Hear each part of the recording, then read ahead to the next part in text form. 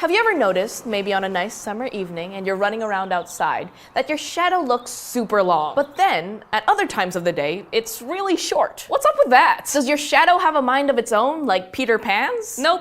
I mean, I hope not. That would be strange. To understand how shadows move over time, let's talk about what a shadow is exactly.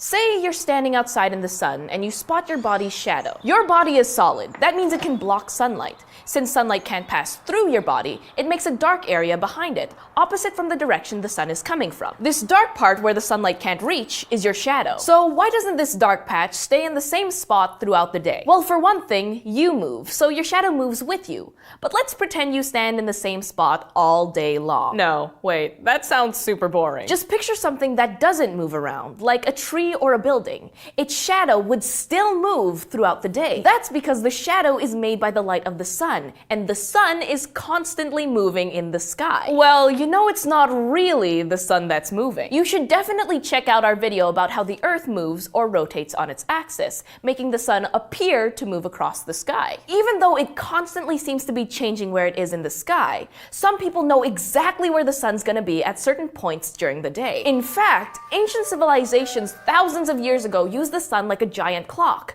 They could tell what time it was based on the sun's position in the sky. How'd they figure that out? Because the sun follows a certain pattern every day. These civilizations saw the sun rising in the east and setting in the west, day after day.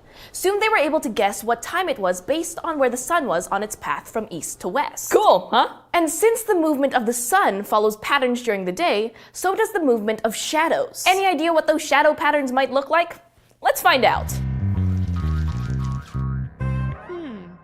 We'll follow the sun for a day and see how it changes the shadow of a specific object. Then we can chart the length and the direction of the shadow from morning to evening to see which patterns we can spot. First, let's pick an object that stands still, not running around all crazy. Like, how about a lamppost? Say one that's about 4 meters tall. Now let's start early in the morning, 7 a.m. Sun, show us what you got. The lamppost has a pretty long shadow this early in the morning, and it looks like it's extending to the west. What happens to the shadow if we fast forward to 9 a.m.? Interesting.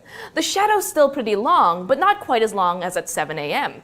And it's still stretching out towards the west. So let's see what happens at 11 a.m. Well, look at that. The shadow's even shorter, but again, still pointing westward. So in the morning, it looks like the lamppost shadow starts out long and gets shorter as we get closer to noon.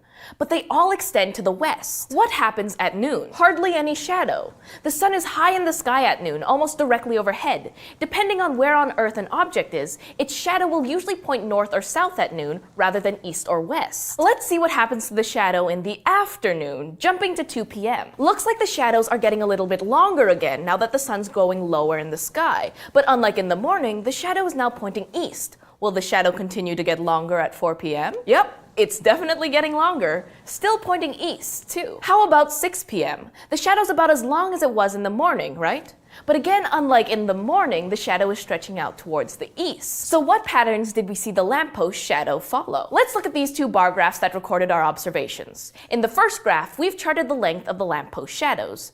Based on what we observed with the lamppost, the sun created long shadows in the morning when it was rising in the east. When it was almost directly overhead at noon, the shadows were shorter. Then, as the sun set in the west in the afternoon, the shadows got longer again. And what did we observe about the direction the shadows were going in at certain points of the day? Well, like the second graph shows us, we saw that the shadows in the morning and afternoon faced two different directions, and the midday shadow was somewhere in between.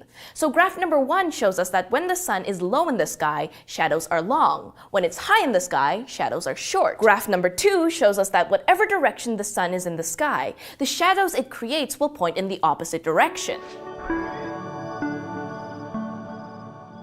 So now you know what a shadow is, and that it changes in both length and direction during the day, depending on where the sun is in the sky. Basically, the sun is your shadow's boss. Yes, sun, no sun, whatever you say, son.